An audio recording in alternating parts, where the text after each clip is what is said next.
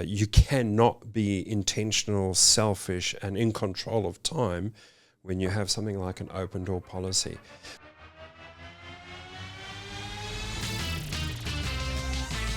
Welcome to the Action Playbook. I'm Jason Fox. And I'm Coach Robin. And we are helping leaders take action in life and business. Episode 40, the Action Playbook. We are back, and today we're still stuck on time, but I'm tired of sitting around having meetings about meetings. Meetings about meetings. Absolutely. The time killer. Yeah. All of us have been in a business that like, oh my God, another meeting. What's the purpose of this? It's just holding up my life. It's holding up my day.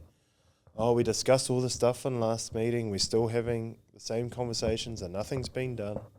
How can we fix that?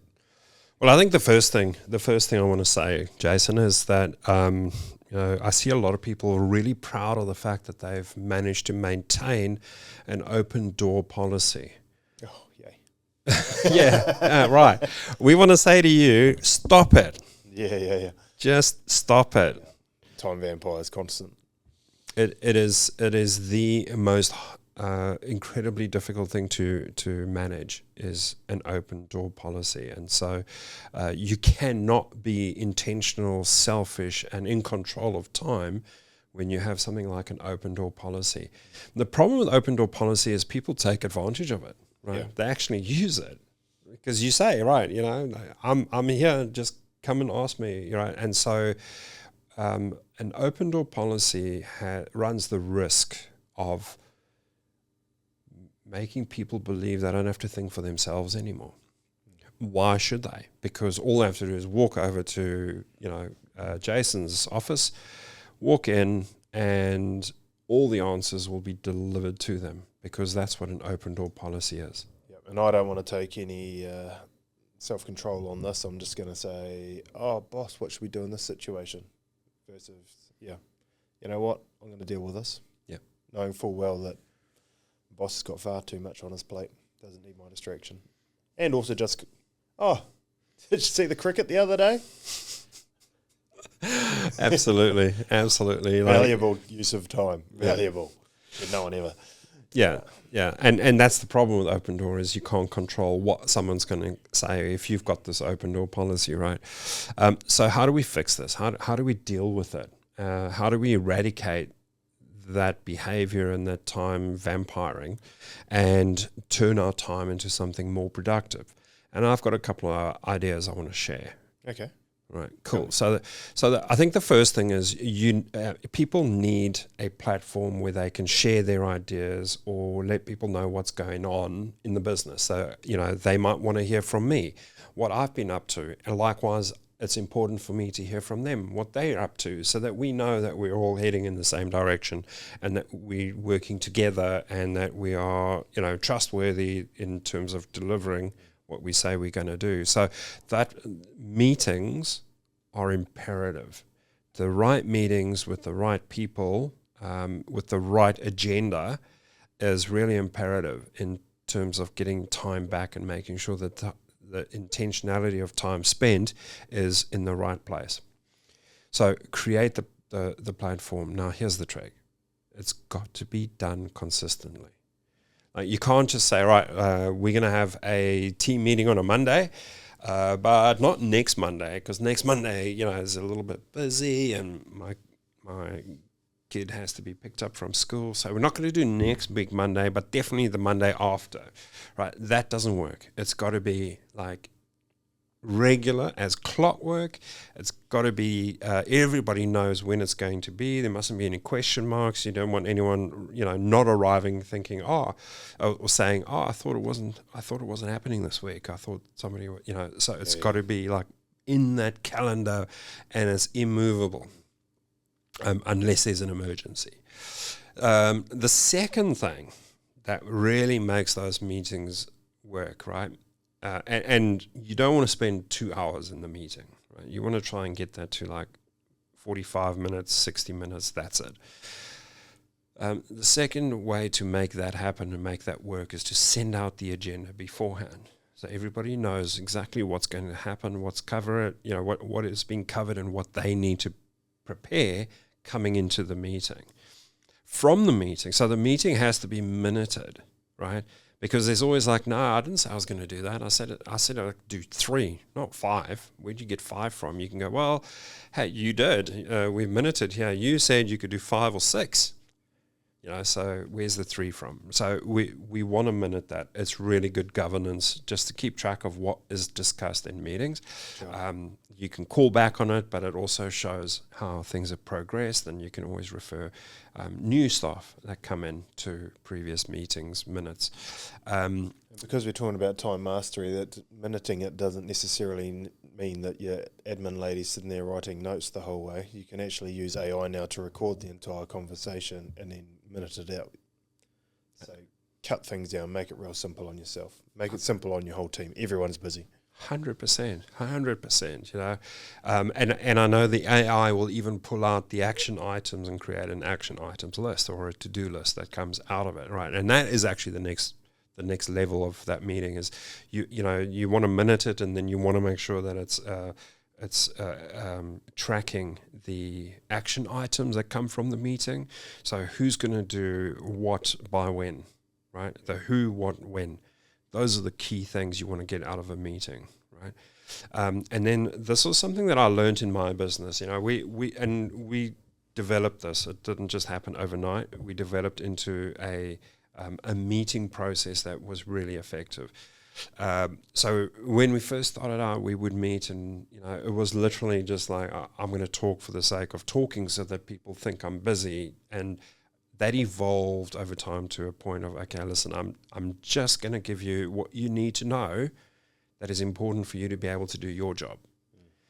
So when we were minuting the meetings and we were getting those action items out of it, we would then send those action items out to the relevant people, and they would send their work back to the group. So the meeting actually ended up being a discussion about points of clarity of the work that had been done, rather than somebody taking everyone through, step by step what they were doing. It was just a case of, like, here's, let's call it a budget, right? So financial manager, your to-do item this week is to create the forecast for next year. And so the financial manager would then send the forecast out before the next management meeting so that everybody can have a look at it. And then the discussion that is had then is just to clarify, so what did you mean? What is this line here for? Yeah. Rather than him going, all right, how much should we put in for insurance? How much should we put in? All of that work was done outside of the meeting, was only brought to the meeting for discussion and for clarity. Bullet points, keep it quick. Keep it short, keep it sweet.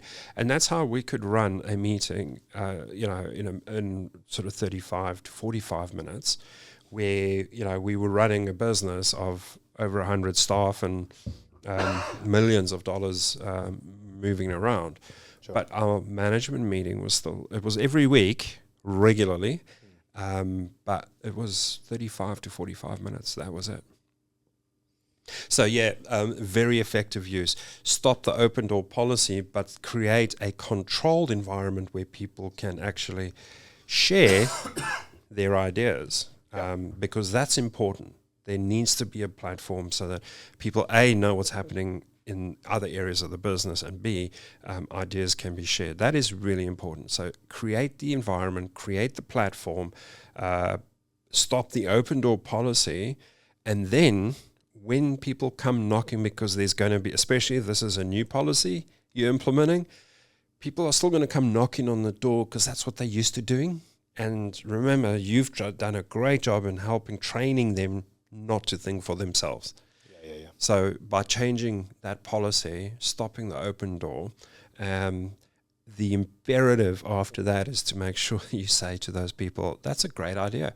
Bring it to the meeting. Bring it to the meeting.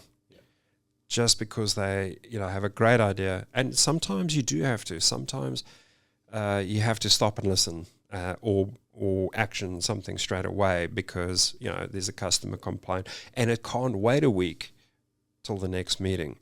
But everything else, straight up, bring it to the meeting until they get trained to bring it to the meeting without having to ask you first.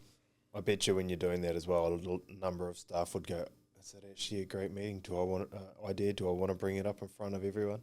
And you obviously, if it is a great idea, you want, but there'd be probably some stuff that they just wanted to have a conversation about. That's like, oh, yeah, that's probably not meeting worthy. Therefore, it probably wasn't worthy of your time in the first place either. Therefore, you're getting all your time back. Yeah, I remember a story about a business owner who was the. I'm sure we all know somebody like this. He was an ideas person, right? Like, no shortage of great ideas, right? Yeah.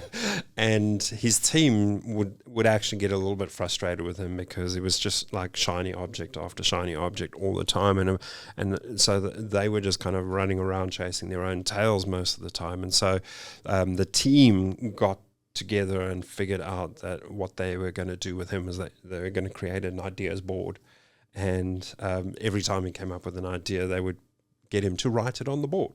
Right, Sure, a great way. His team were managing him, in a sense.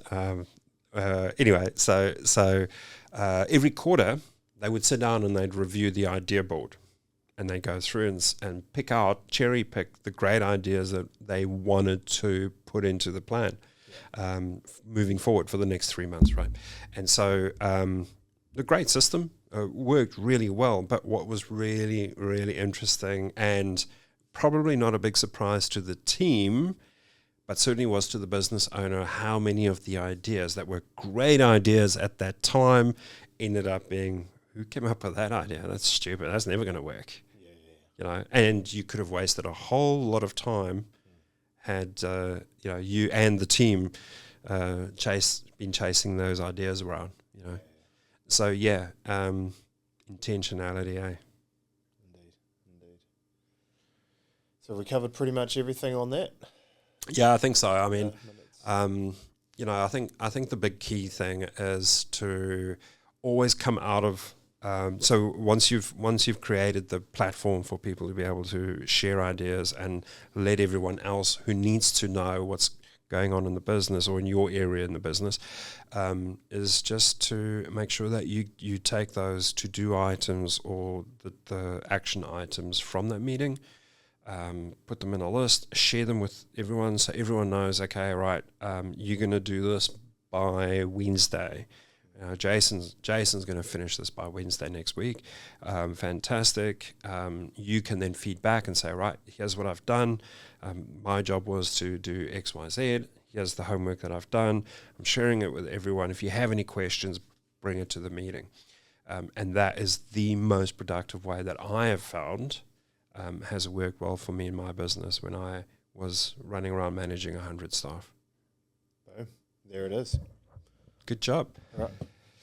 So get out there, implement some meetings. Remember, you can control how long a meeting goes for rather than an open-ended, open-door policy.